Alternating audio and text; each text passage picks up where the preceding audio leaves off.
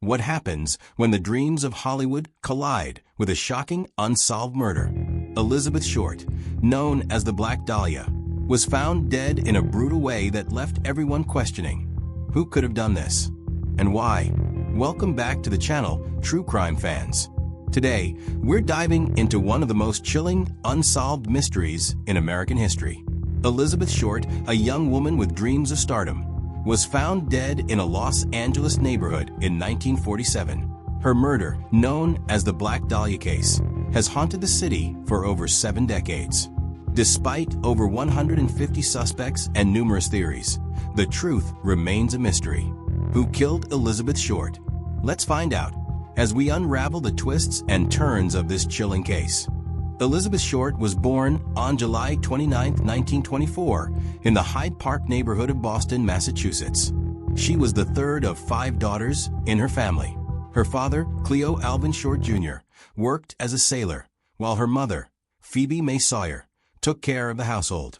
Elizabeth's childhood, however, was far from perfect. When Elizabeth was just a little girl, her father disappeared. In 1930, his car was found abandoned on a bridge, and it was assumed he had jumped into the river. No one knew for sure what had happened to him, and Elizabeth's mother had to step up and take care of the family. She worked hard as a bookkeeper, but life was still hard for them. Elizabeth's mother sent her to Florida for a while to live with friends, hoping the warmer climate would help with her health problems, as Elizabeth often suffered from bad asthma. As Elizabeth grew older, she didn't have an easy time at school.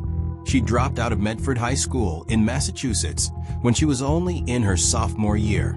Even though things were tough, Elizabeth dreamed of something bigger. She wanted to be famous. She was an ambitious young woman, and her dream was to become a movie star.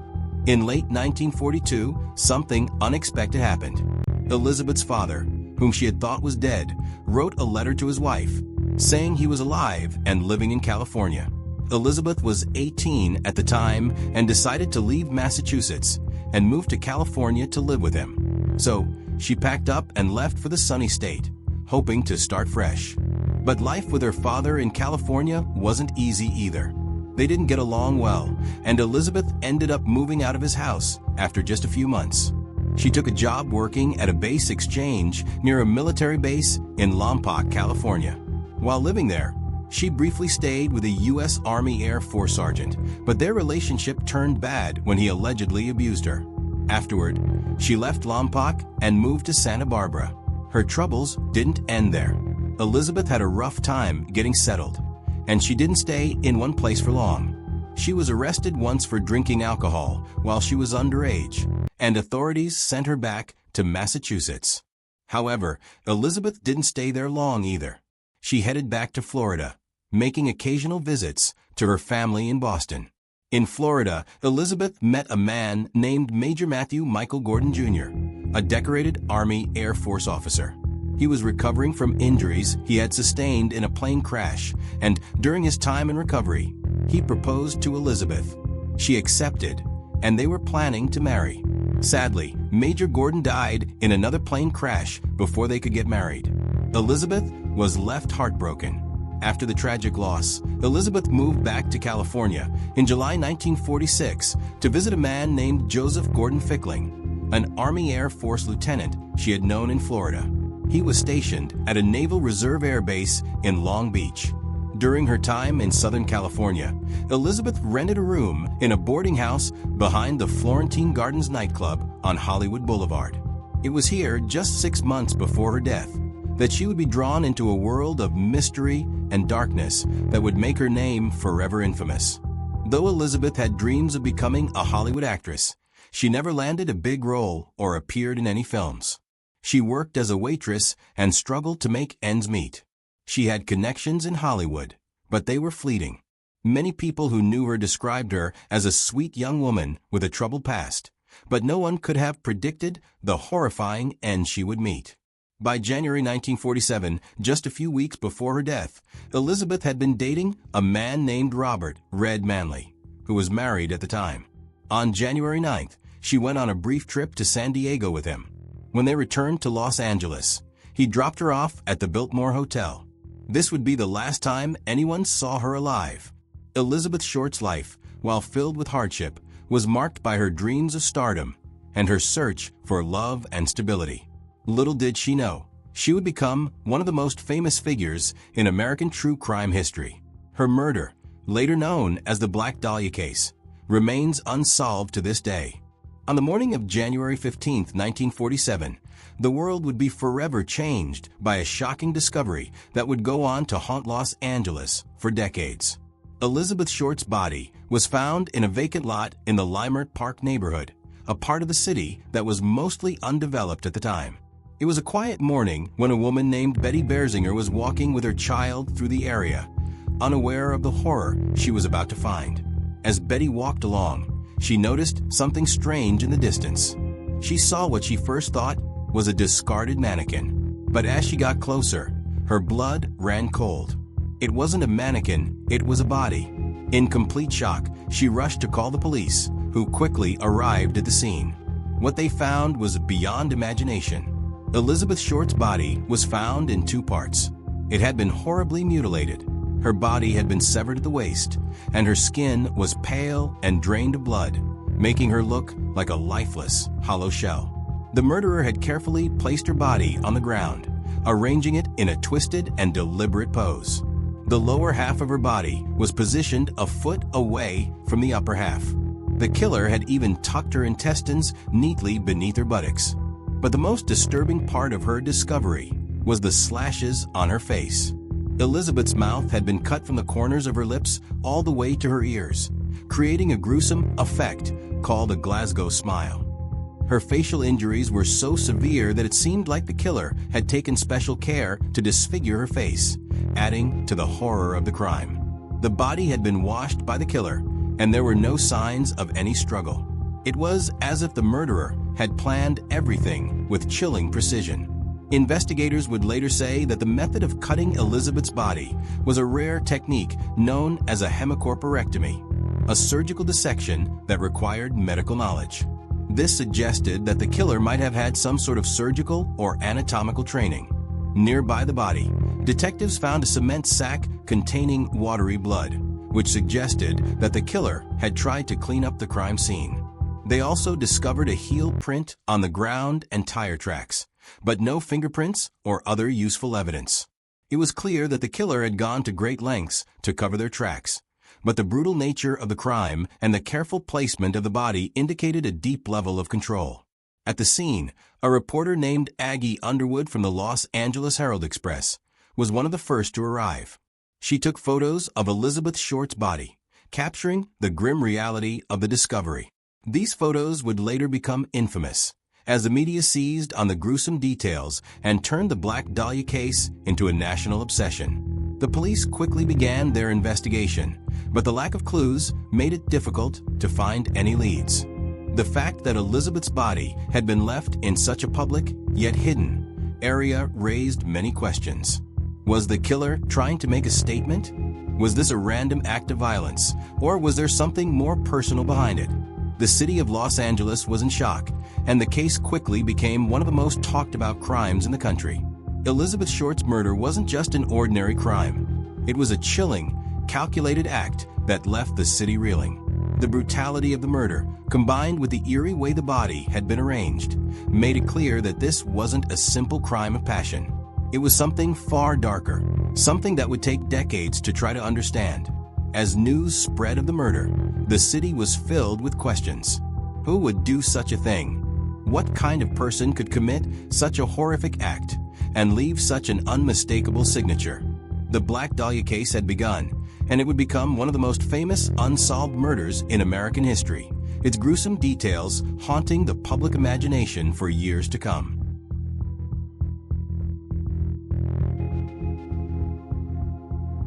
The media's response to Elizabeth Short's murder was swift and sensational.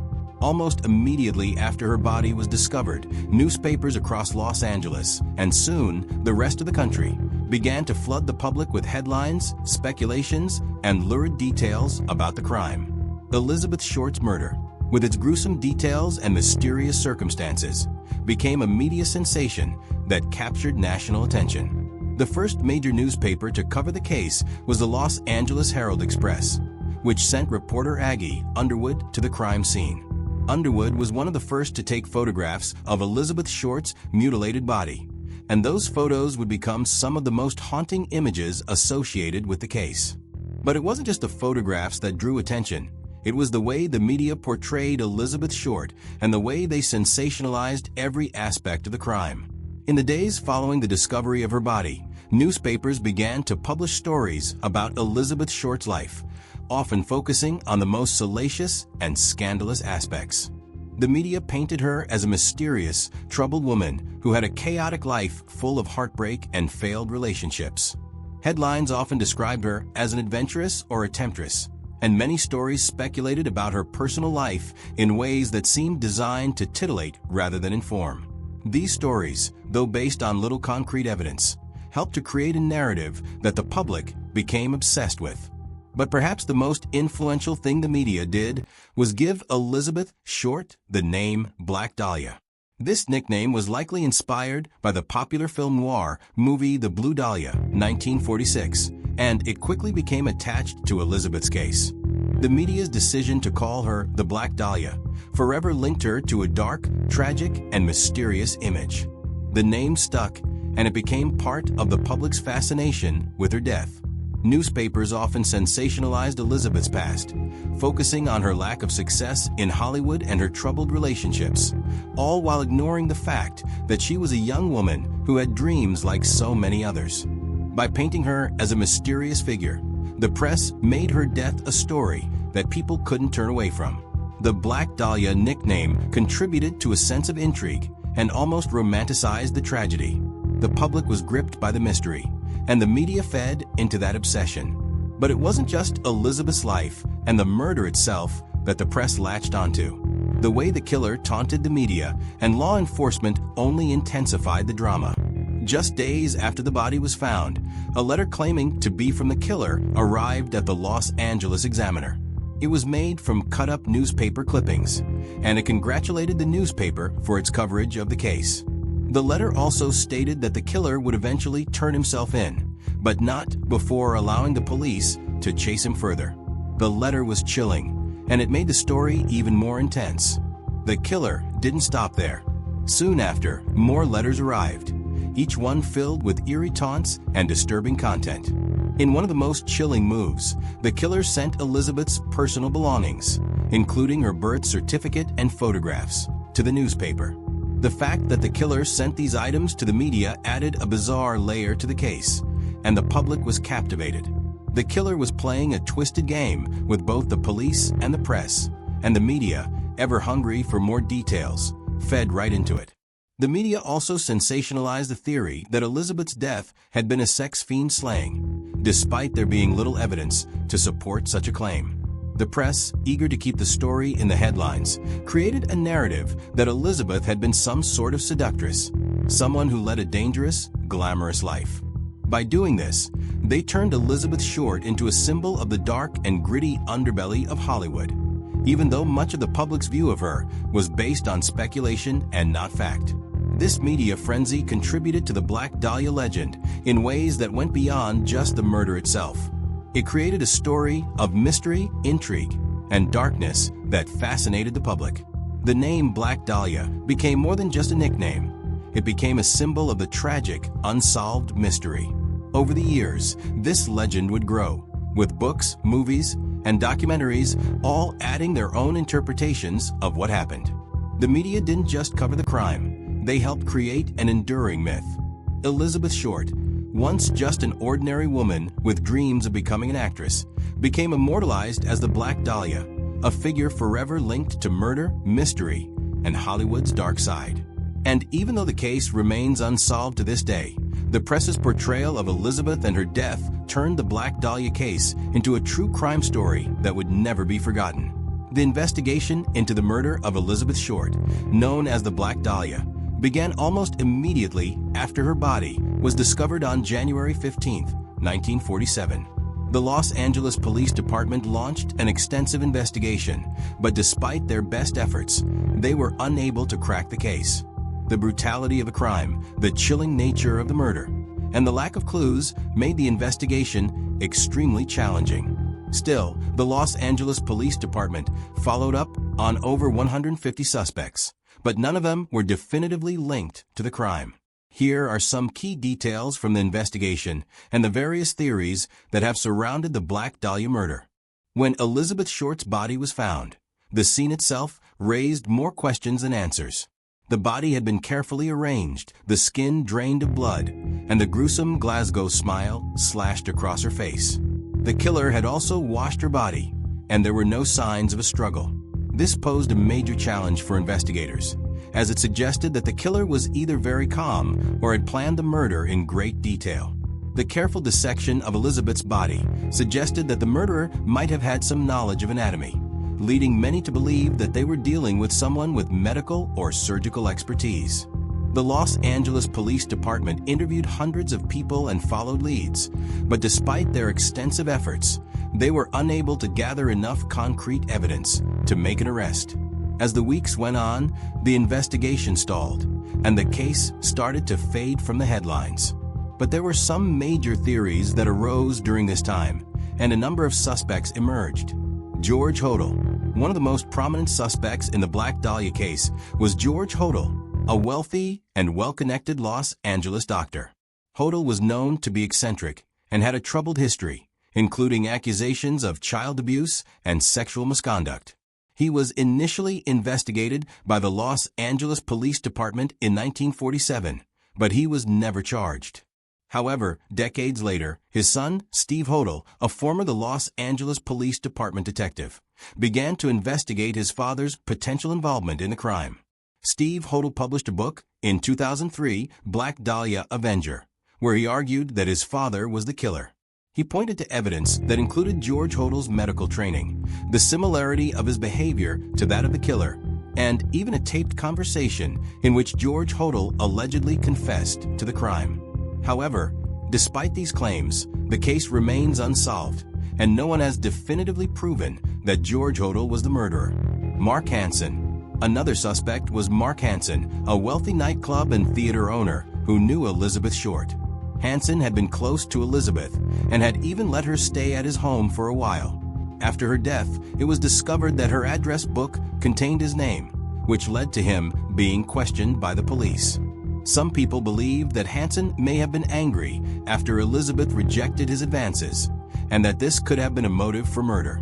However, despite the suspicion, Hansen was eventually cleared by the Los Angeles Police Department. Robert Red Manley. Robert Manley, a married salesman, was one of the last people to see Elizabeth Short alive. Manley had driven her back to Los Angeles from San Diego on January 9, 1947, and dropped her off at the Biltmore Hotel. Some speculated that there could have been a connection between Manley and Elizabeth's death, as he was one of the last people to see her. However, after passing polygraph tests, Manley was cleared of suspicion. Still, his involvement in the case has remained a point of interest for true crime enthusiasts. Leslie Dillon. Another person of interest was Leslie Dillon, a bellhop and former mortician's assistant who was questioned by the Los Angeles Police Department. Dillon was brought in by the police after he had been implicated by some of the evidence, including his possible connection to the murder's dissection. Some investigators believe Dillon might have had knowledge of the body's dissection, but the Los Angeles Police Department was never able to connect him directly to the murder. Dillon's involvement remains a controversial aspect of the case. Various false confessions. Over the years, the Los Angeles Police Department received hundreds of confessions from people claiming to have killed Elizabeth Short. Many of these confessions were later proven to be false, and some individuals were charged with obstruction of justice for trying to mislead the investigation. The sheer number of false confessions made it difficult for the police to determine who, if anyone, was telling the truth. As the investigation continued and the case went cold, numerous theories emerged about the motive and identity of the killer. Some of the most prominent theories include a serial killer theory. One theory suggests that Elizabeth Short's murder was part of a larger pattern of killings. Some experts believe that the Black Dahlia case could be linked to other unsolved murders, such as the Cleveland Torso murders, which took place in Ohio between 1934 and 1938. Both sets of murders were marked by extreme brutality and the dismemberment of the bodies. Investigators at the time even considered the possibility that the Black Dahlia killer might have been responsible for other similar crimes. However, this theory was eventually dismissed, as the Los Angeles Police Department found no concrete evidence to support the connection. The Hollywood connection. Given Elizabeth's brief time in Hollywood and her connections to people in the entertainment industry, another theory suggested that her murder was tied to the darker side of Hollywood. Some believed she may have known too much about the secrets of powerful people in the industry, and that her murder was meant to silence her. Others speculated that she had been involved in a love triangle or had rejected advances from a powerful figure, leading to her brutal murder. A personal crime of passion. Another theory is that Elizabeth Short's murder was the result of a personal vendetta or an act of passion. This theory suggests that someone close to Elizabeth, perhaps someone she had rejected or someone she had a troubled relationship with, might have been responsible for her death. The careful way her body was posed and the lack of signs of struggle suggest that the killer had some sort of personal connection to Elizabeth.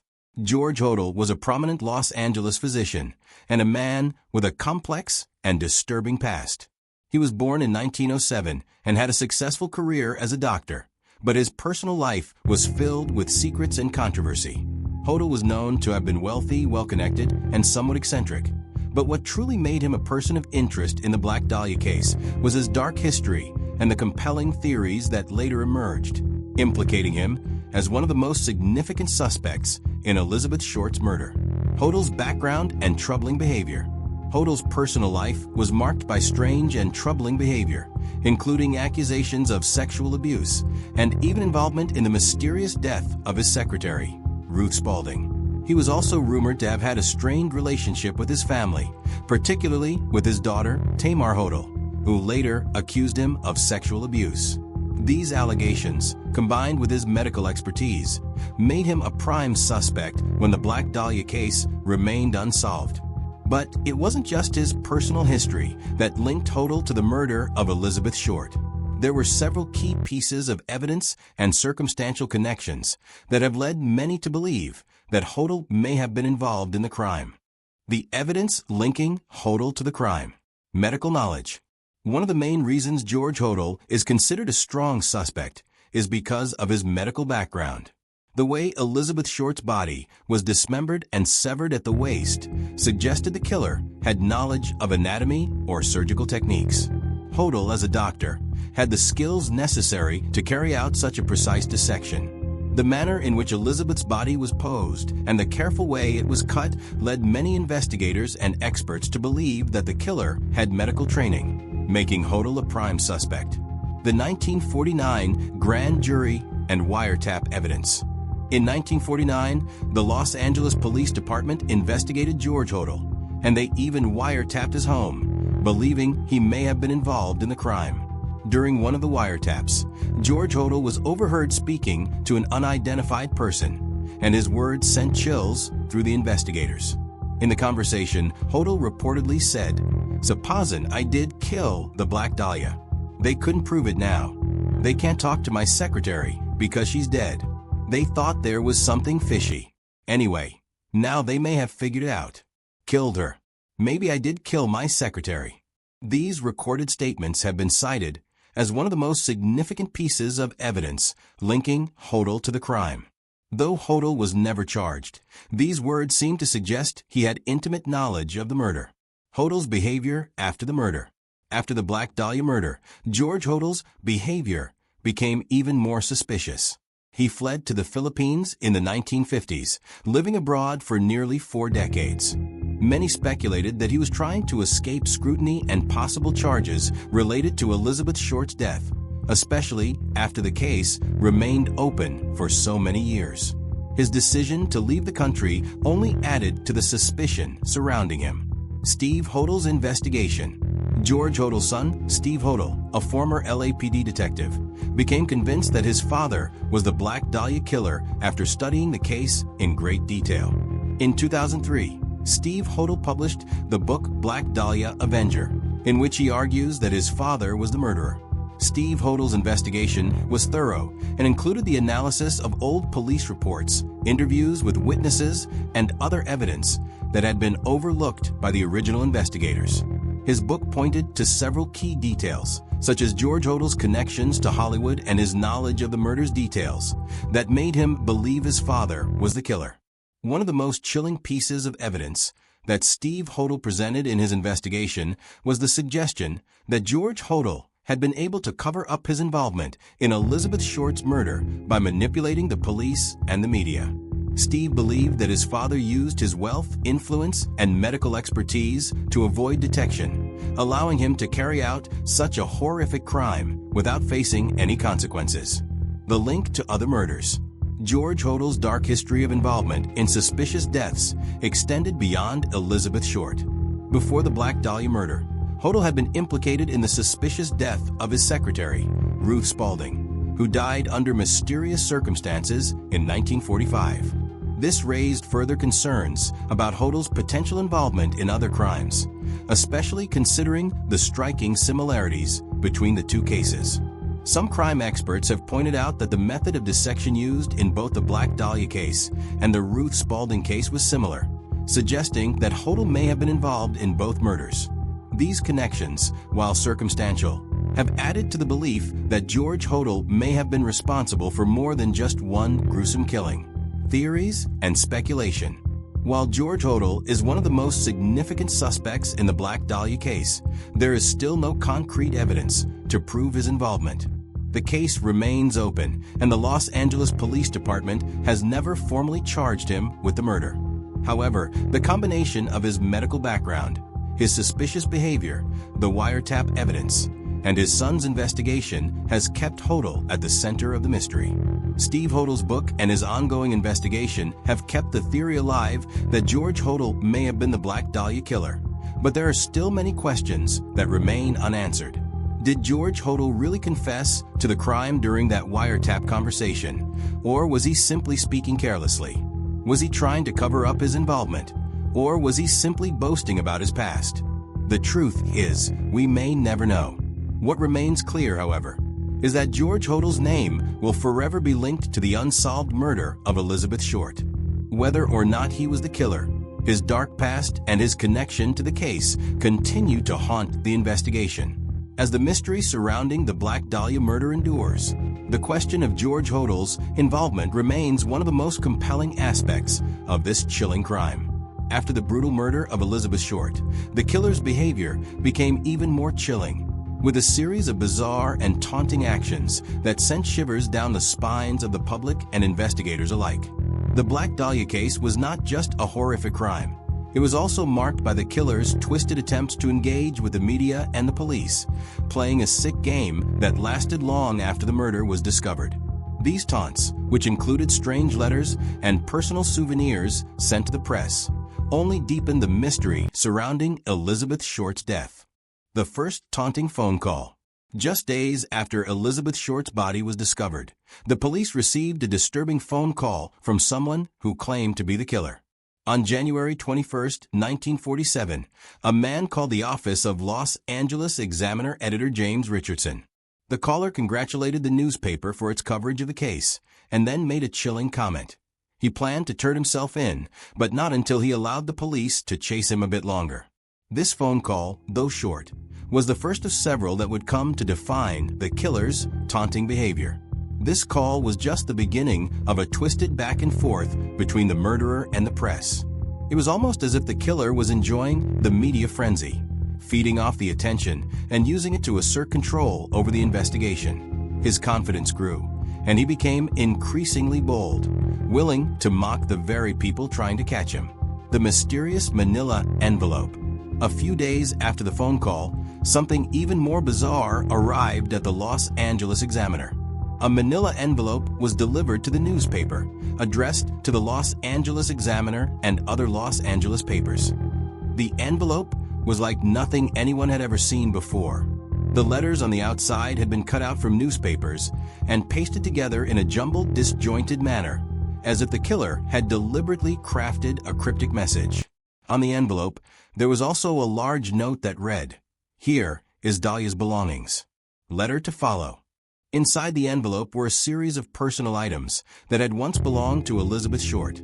Her birth certificate, photographs, business cards, and even an address book with the name Mark Hansen embossed on the cover. Mark Hansen was a local nightclub owner who had known Elizabeth and had been a suspect in the case.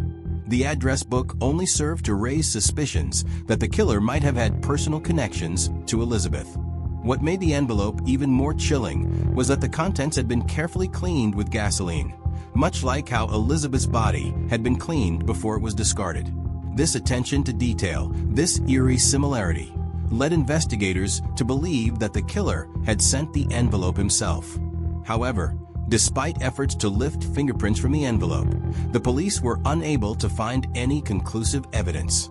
The killer's calculated actions had once again left the authorities with nothing solid to go on, and the envelope became one of the most haunting pieces of evidence in the case. The second envelope and another letter. As the investigation continued, another letter arrived at the Los Angeles Examiner. This time it was handwritten, and the killer made another disturbing statement. "Have changed my mind. You would not give me a square deal. Dahlia killing was justified."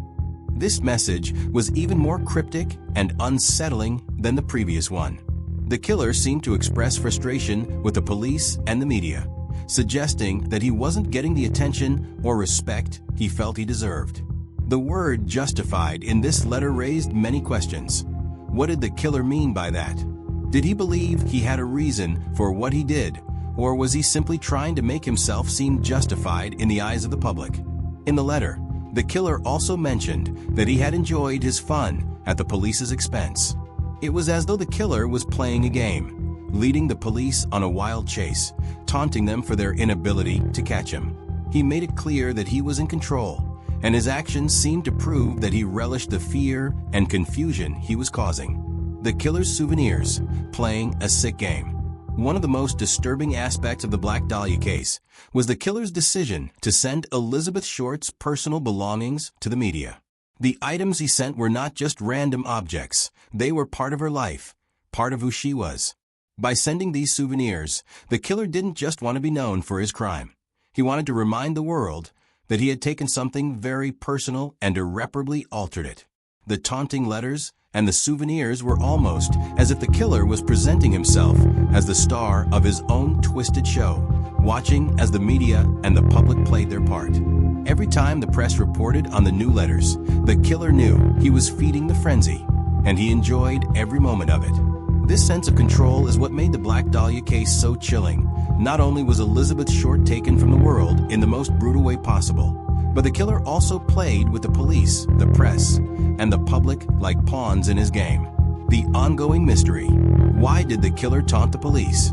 The killer's decision to send the letters and souvenirs can be seen as part of a twisted need for recognition, for the killer to be seen as someone who was smarter than the police, someone who was untouchable. Perhaps he wanted to make a statement or feel powerful.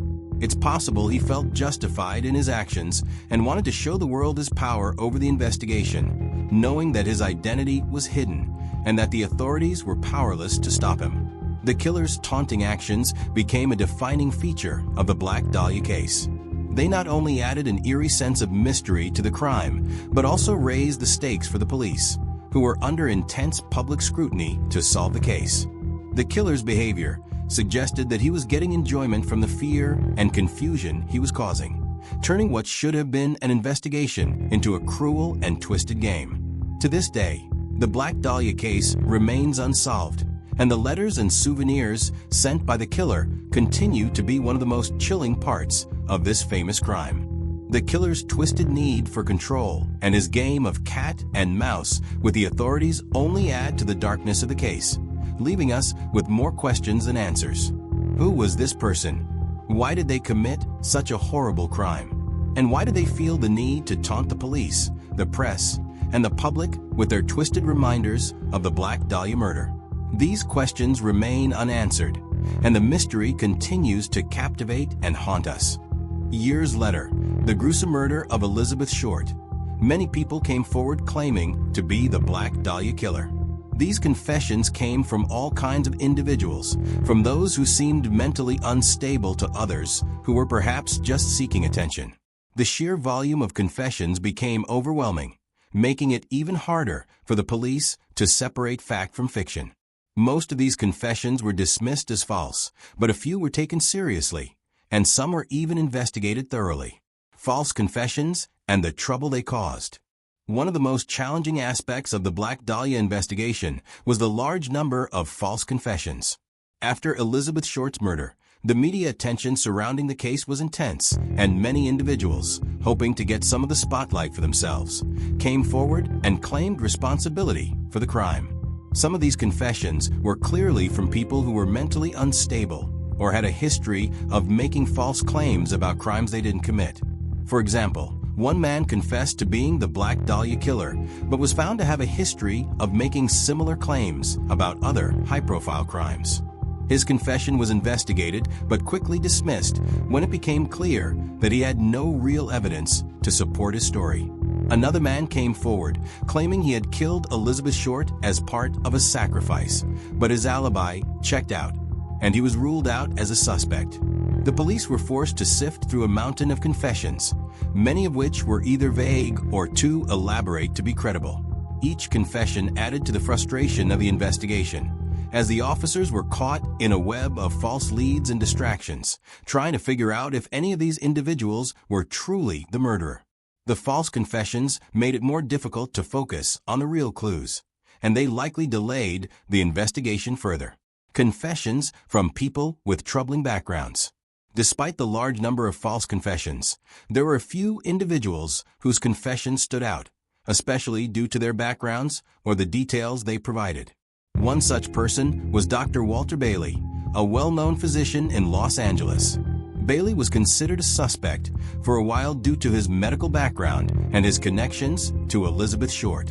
In 1949, a man named John H. Anderson came forward and told police that Dr. Bailey had confessed to him that he had killed Elizabeth Short.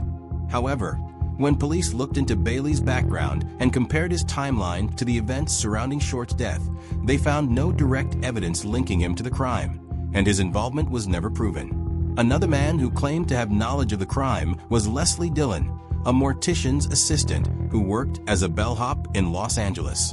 Dillon was interviewed by the police after he became a suspect due to his connections to both the crime scene and the victim. He provided some disturbing details about the murder, including knowledge of the dissection and other facts that the public didn't know at the time. Dillon had also worked in a funeral home, which led police to believe he might have had the technical knowledge required to carry out such a precise and brutal act.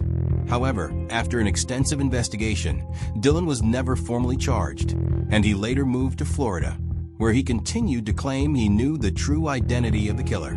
The police response to the confessions. The Los Angeles Police Department's response to these confessions was mixed. Initially, when someone confessed, the police would take the claims seriously and investigate it thoroughly. However, as the number of confessions grew, the police became more cautious. They understood that many of these confessions were likely the result of people seeking attention or trying to create chaos in the investigation.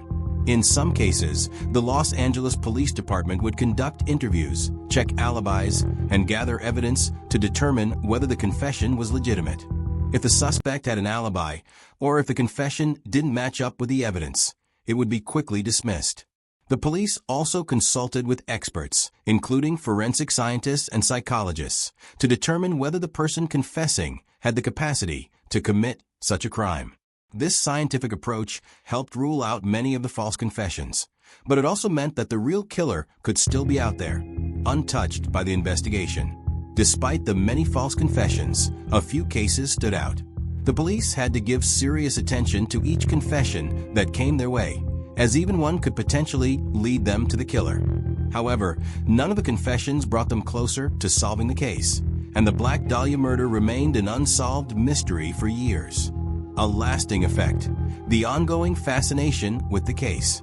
As time went on, the Black Dahlia case became a part of American folklore, and the constant flood of confessions only added to its mysterious allure. In the decades that followed, many individuals, including writers, armchair detectives, and even relatives of suspects, would come forward with their theories and accusations. The sheer number of confessions, both false and legitimate, contributed to the continued obsession with the case. Some believed the killer was still alive, living a quiet life, while others speculated that they had long since passed away. However, with no concrete evidence and the case remaining unsolved, the Black Dahlia murder would forever remain one of the most haunting and enigmatic crimes in American history. The problem of false confessions also highlighted one of the most difficult aspects of true crime investigations, distinguishing between genuine leads and those made for attention or personal gain. This ongoing struggle, alongside the failure to solve the case, only intensified the fascination with the Black Dahlia murder, ensuring its place in the annals of unsolved mysteries. As time has passed, the Black Dahlia case has continued to captivate both amateur sleuths and professional investigators, leading to new theories and approaches to the case.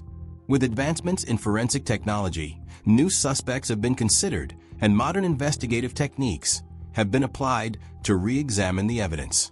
However, the truth behind Elizabeth Short's murder remains elusive, with the mystery deepening even further as new perspectives and ideas are introduced. Advances in forensic technology. Could DNA hold the key? One of the most significant developments in the investigation of cold cases, including the Black Dahlia murder, has been the use of modern forensic technology, especially DNA testing.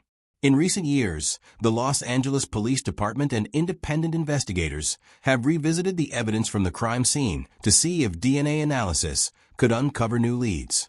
In 2003, forensic experts began to look at the possibility of using DNA recovered from the scene of Elizabeth Short's murder to identify the killer or at least rule out certain suspects. While DNA analysis has been a game changer in many cold cases, it's unclear if any DNA from the crime scene could be successfully linked to the killer. The body had been washed by the murderer, and much of the original evidence from the scene was compromised.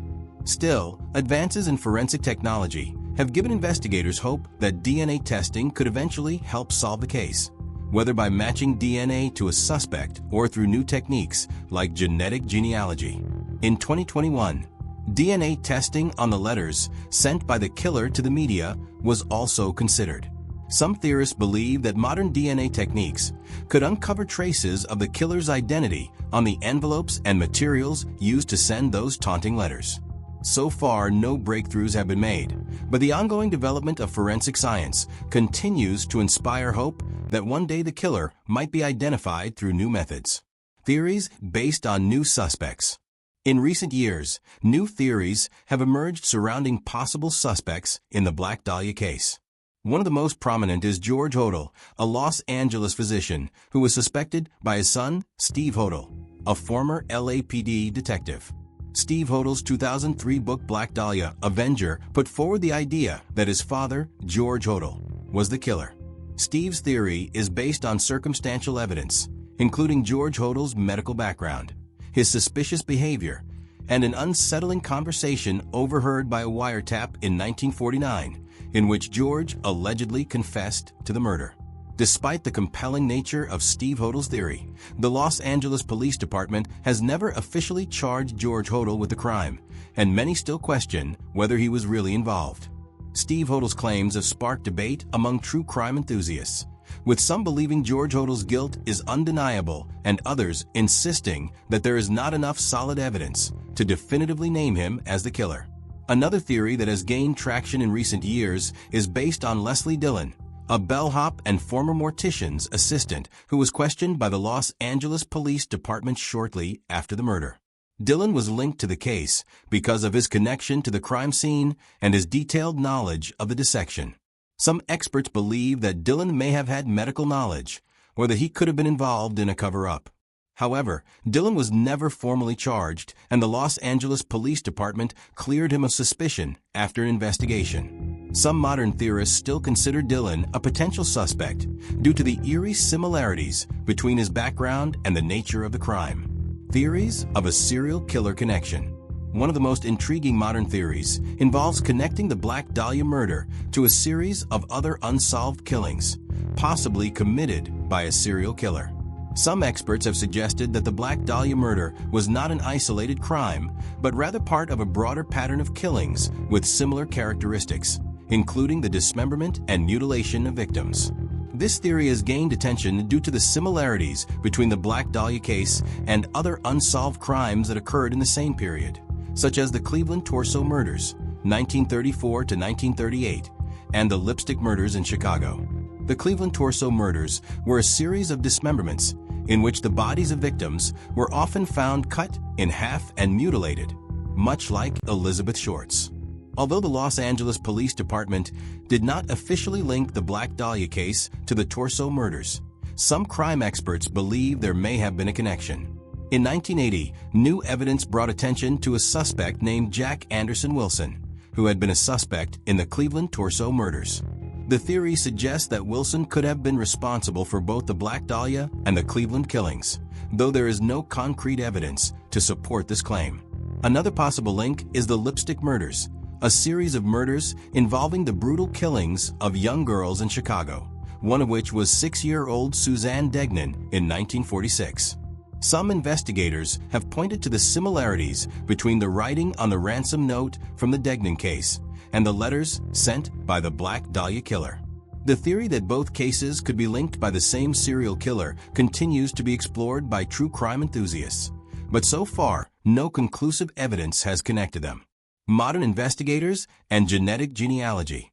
One of the newest and most promising approaches to solving the Black Dahlia case involves genetic genealogy, a technique that has been used to solve other cold cases, such as the Golden State Killer. By using DNA recovered from crime scenes and comparing it to genetic databases, investigators can potentially identify relatives of the suspect and work backward to trace the killer's identity. While there has not yet been a breakthrough in the Black Dahlia case using this method, genetic genealogy could offer a fresh perspective on the investigation. Some modern investigators are hopeful that new techniques like this will finally uncover the identity of Elizabeth Short's killer, even though it may take many more years of research and advancement in forensic science. The unsolved mystery. Will the truth ever be known? Despite all the new theories, suspects, and technological advancements, the murder of Elizabeth Short remains unsolved. The Black Dahlia case has fascinated and haunted the public for over 70 years, and with every new investigation, it seems the mystery deepens. Modern investigators continue to review the evidence, test new theories, and apply cutting-edge forensic techniques, but the truth remains elusive. While some believe that the killer might still be alive today, others think that the case may never be solved. Regardless, the Black Dahlia case continues to be a subject of intense public interest, with new theories and fresh investigations keeping the mystery alive. The question of who killed Elizabeth Short and why remains one of the most haunting unsolved mysteries in American history. How has the mystery influenced films, books, and documentaries? The Black Dahlia case, one of the most infamous unsolved murders in American history, has had a profound and lasting impact on popular culture. From films and books to documentaries and conspiracy theories, the mystery surrounding Elizabeth Short's murder has inspired countless artistic works and has remained a topic of fascination for generations. The way the case captivated the public imagination and became a symbol of Hollywood's dark underbelly has made the Black Dahlia case a key element in the genre of true crime and crime fiction. Films and TV shows inspired by the Black Dahlia. The allure of the Black Dahlia case has naturally led to its adaptation in film and television, with filmmakers and writers finding inspiration in its eerie details and its ongoing mystery. One of the most notable films based on the Black Dahlia case is Brian De Palma's 2006 film The Black Dahlia, which is loosely based on James Ellroy's novel of the same name. The film attempts to weave together a fictionalized account of the murder, blending the historical facts with dramatic speculation. Starring Josh Hartnett, Scarlett Johansson, and Hilary Swank, the movie explores the lives of two LAPD detectives who become obsessed with the case while uncovering the dark secrets of Los Angeles in the 1940s. The film portrays the case through a noir lens, capturing the intrigue and mystery surrounding the unsolved murder. While the film received mixed reviews, it played a significant role in bringing the Black Dahlia case back into the spotlight for a new generation. The film's atmospheric tone, coupled with the iconic imagery of the Black Dahlia, left a lasting impression on audiences, further cementing Elizabeth Short's legacy in popular culture. In addition to the Black Dahlia film, many television shows have used the Black Dahlia as a reference or direct inspiration. For example, the crime drama American Horror Story Hotel 2015 features a storyline that brings in the ghost of Elizabeth Short, played by actress Mina Suvari. The show ties the character's tragic death into the supernatural world, creating a chilling connection between the Black Dahlia's unresolved mystery and horror fiction. These depictions, though fictional, have kept the public fascinated by the case, drawing new fans into the ongoing mystery. Books inspired by the Black Dahlia murder. The Black Dahlia murder has also been the subject of numerous books, both fictional and non-fictional, that delve into the details of the case and the strange world that surrounded Elizabeth Short's life. The most famous of these books is James Ellroy's The Black Dahlia, 1987, a fictionalized account that takes artistic liberties with the facts of the case. The novel is set in 1940s Los Angeles and tells the story of two detectives who become obsessed with solving the murder of Elizabeth Short. Although the novel is a work of fiction, it incorporates many elements of the actual case, and Ellroy's writing captures the mood of the era, blending historical fact with dark noir elements. Ellroy's novel became a bestseller and was later adapted into the 2006 film mentioned earlier. However, it's his writing that continues to influence many people's perceptions of the Black Dahlia case. The book's portrayal of the murder as a symbol of corruption, violence, and deception in post-World War II America resonated deeply with readers, cementing the Black Dahlia as an iconic crime in American history. Another key book in the Black Dahlia saga is Steve Hodal's Black Dahlia Avenger 2003, in which Steve Hodal, the son of George Hodal, one of the main suspects in the case, presents his theory that his father was responsible for the murder. The book sparked a new wave of interest in the case and led many to consider George Hodal a serious suspect. Steve Hodal's investigation uncovered a series of clues and theories that linked his father to the crime, and his book has been influential in shaping the public's understanding of the case. While the book's claims have been met with skepticism by some, it has undeniably sparked a great deal of conversation and debate about the identity of the killer. Documentaries and true crime investigations. The Black Dahlia case has been the subject of numerous documentaries and true crime series, which continue to attract new audiences. These documentaries explore the mystery from different angles, analyzing the available evidence, interviewing experts, and revisiting the various suspects. One prominent documentary is The Black Dahlia Murders 2006, which takes a deep dive into the life of Elizabeth Short and the unsolved murder. The documentary offers a thorough examination of the evidence, discusses the various theories, and presents new information that has come to light through modern forensic investigations. The documentary format allows for a more detailed, factual approach to the case, which is appealing to those interested in true crime and unsolved mysteries. The Black Dahlia case has also been explored in several popular true crime podcasts. These shows offer new insights into the case, discussing the latest theories, reviewing old evidence, and sometimes even attempting to connect modern-day forensic techniques to the investigation. For true crime fans, these podcasts provide an in-depth exploration of the case, complete with expert interviews, that keeps the case alive in the public's consciousness. Additionally, Unsolved Mysteries, a long-running TV series, featured an episode on the Black Dahlia murder. The segment revived the interest in the case by re-examining the evidence and presenting new theories to the audience. Through its inclusion in such programs, the Black Dahlia case has continued to fascinate those with an interest in crime, mystery, and the unresolved questions of the past. The Black Dahlia as a cultural symbol. Over time, Elizabeth Short's murder has transcended the boundaries of just another unsolved crime. The Black Dahlia has come to symbolize a particular vision of American tragedy, where Hollywood's glittering facade hides its darker underbelly. The case has been tied to the idea of corruption, betrayal, and the exploitation of women in the entertainment industry. The nickname Black Dahlia itself invokes a sense of glamour mixed with horror, and Elizabeth Short's tragic story remains a haunting part of Hollywood's history. The Black Dahlia has become one of the most enduring and fascinating true crime stories in American culture. From films and books to podcasts and documentaries, the case continues to captivate the public imagination. Whether through fictional depictions or real-life investigations, Elizabeth Short's story and the mystery of her murder will likely continue to be explored and reinterpreted for years to come. In many ways, the Black Dahlia case has become more than just an unsolved murder. It's a symbol of the complex, sometimes tragic, intersection between fame, crime, and the human desire to uncover the truth, no matter how dark or unsettling it may be. The enduring mystery of the Black Dahlia is a testament to the power of unsolved crimes to capture our collective imagination. Do you think the case will ever be solved? What is the biggest mystery left surrounding her death? The case of Elizabeth Short, known posthumously as the Black Dahlia, remains one of the most enduring and enigmatic mysteries in American history. After over 70 years, countless theories have been proposed, and numerous suspects have been suggested. Yet the truth behind her death continues to elude us.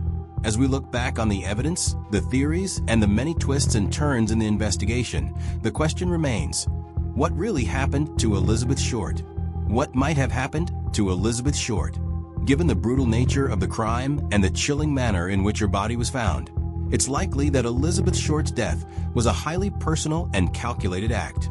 The killer's decision to dismember her body and position it in such a grotesque way suggests that they wanted to make a statement, either to the police, the media, or even to Elizabeth herself. Some have theorized that Elizabeth's murder may have been the result of a love affair gone wrong, or perhaps a rejection from a powerful man in Hollywood. It's possible that she got involved with the wrong people during her brief stay in Los Angeles, individuals with dangerous connections to the darker side of the entertainment industry. One prominent theory is that Elizabeth Short's murder could have been connected to the world of Hollywood and the powerful figures who inhabited it. Elizabeth, despite not being a famous actress, was deeply embedded in that world, surrounded by people who could have had the means, motive, and opportunity to harm her. Could she have known too much about the dark secrets of Hollywood's elite? Some believe that her murder was meant to silence her.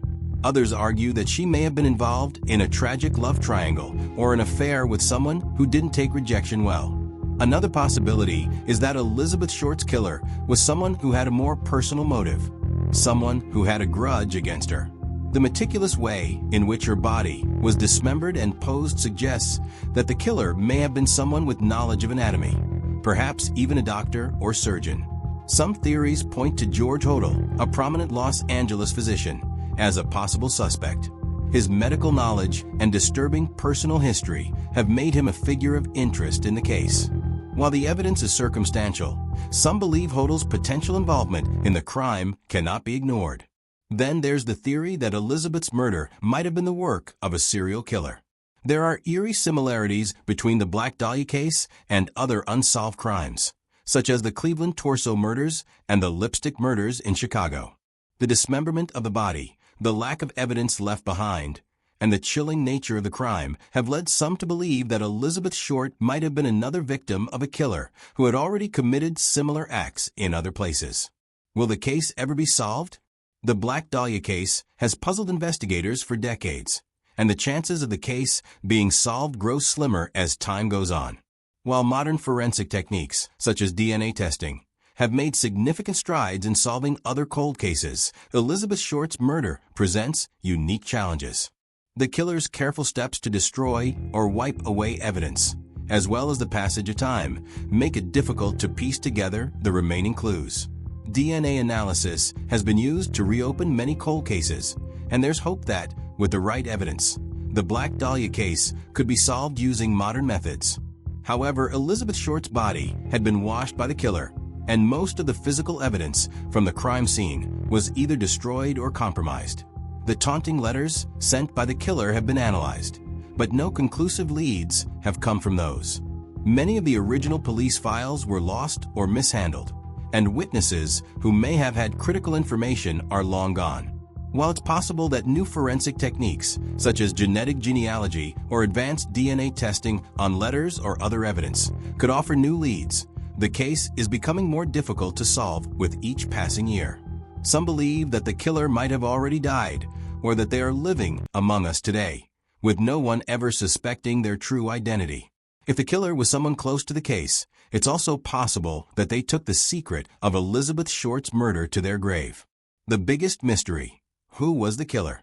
The biggest mystery that remains unsolved in the Black Dahlia case is, of course, the identity of Elizabeth Short's killer.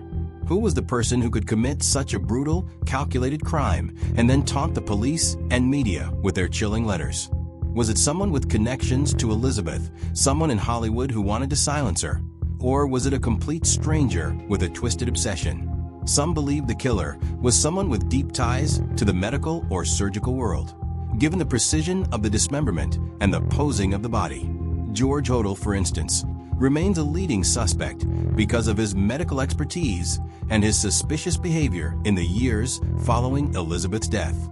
Others point to the idea that Elizabeth's killer was someone who knew her personally, perhaps a lover, a rejected suitor, or someone with a vendetta against her.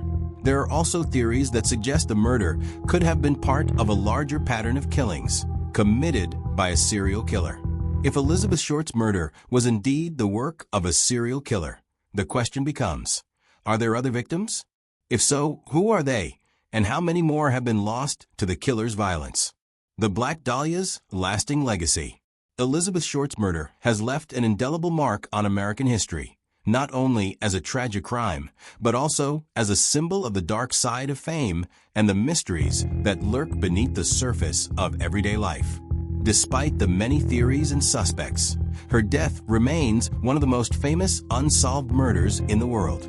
The case has captivated generations of people, inspired countless books, films, and documentaries, and sparked debates about the nature of evil, obsession, and justice. While we may never know exactly what happened to Elizabeth Short or who the killer was, the Black Dahlia case will always be a haunting reminder of the mysteries that can forever remain unsolved. It is a story that continues to capture our imaginations, making us question the nature of crime and the human psyche. Will the truth ever come to light? Perhaps one day, with new breakthroughs in forensic science or a lucky break, the identity of the Black Dahlia killer will be revealed. Until then, the case will remain one of the most enduring and mysterious crimes in history.